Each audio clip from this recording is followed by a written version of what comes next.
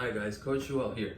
So for today we're gonna do 3 rounds of 5 walkouts and 5 of I's, Y's, and T's, 5 of each of those, okay? So let's just recap real quick. I want your legs to be completely straight throughout this whole motion. I want you to reach down to the ground, feel that nice stretch on the lower back, back of the knee, hamstrings, and lower back. Placing the fingertips on the ground, walking out until you get to that push-up position, or rest all the way down. Drive yourself up, walk your hands back and retrace where you came from, keeping those legs nice and straight. If this is too difficult at this stance, you're gonna open up a little bit more. If it's too easy, then bring the legs closer together, and that'll give you a nice stretch on the lower back, glutes, and hamstrings, okay? Once you finish with 5 of those walkouts, what I want you to do is face down. We're gonna go for I's, Y's, and T's. You're gonna keep your arms overhead, put your head down in a neutral position.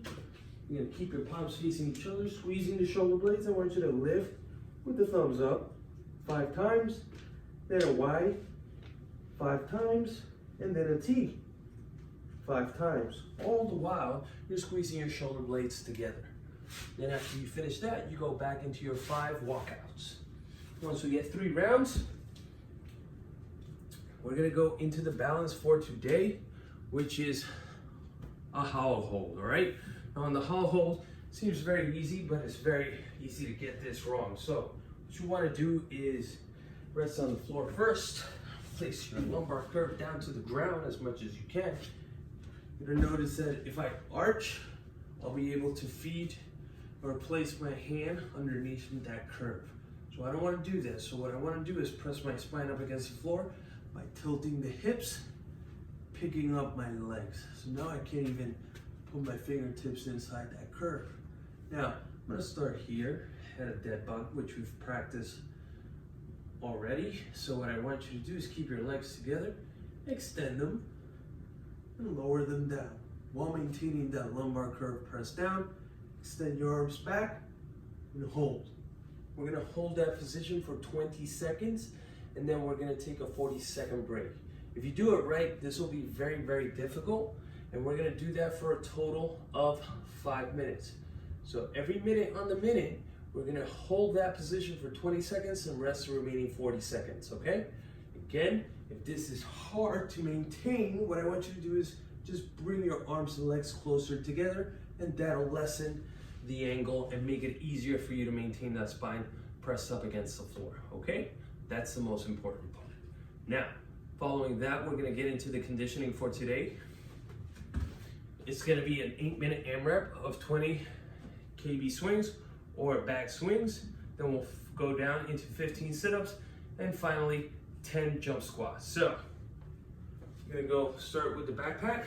You're gonna grab the top ring, with the big straps right at the very top. I want you to separate your legs, sort of hinge and pop the hips.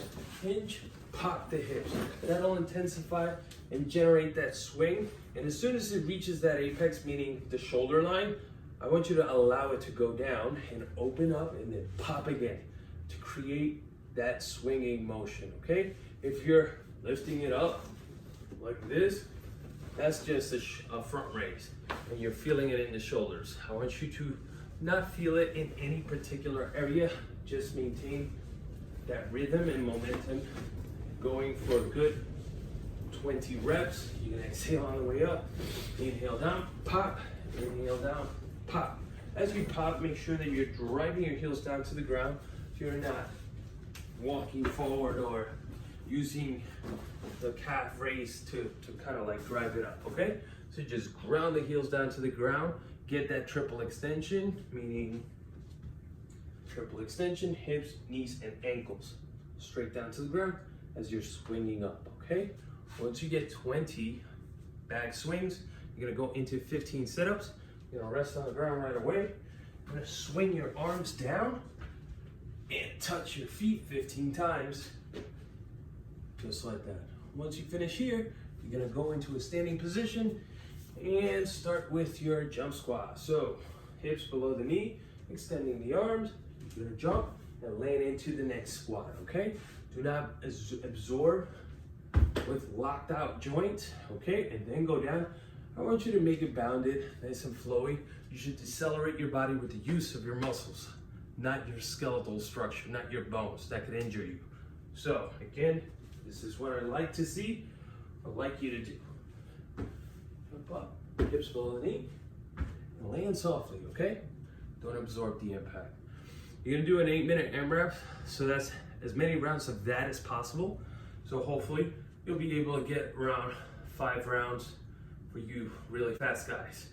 Okay, so once you get through this, we're gonna go into the mobility portion for today. So it's 1-minute Cobra and 1-minute cat cow. Okay, so on the Cobra, you're gonna lay on the floor,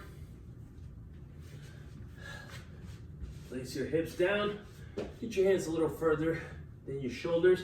You're gonna peel your chest up and stretch out your body. Up, extend that neck and keep the hips low to the ground. Shoulder blades together. And if that needs a little bit of working back, place your hands further back and shoot them up. Good. The further the hands are closer to your hips, the more of a stretch you'll get. Okay? Squeeze your shoulder blades and just breathe for 1 full minute. Immediately after, you're gonna shift your hips back. You're gonna go into cat-cow. You're gonna hollow out, exhale, and get as much space in your vertebrae as possible. Let the head hang. And exhale up and get cow. Go through the motion for 1 full minute. As much flexibility and motion on your spine as possible. Okay? Once you get 1 full minute of cat-cow, we're done for today. All right? Have a great day and enjoy the week.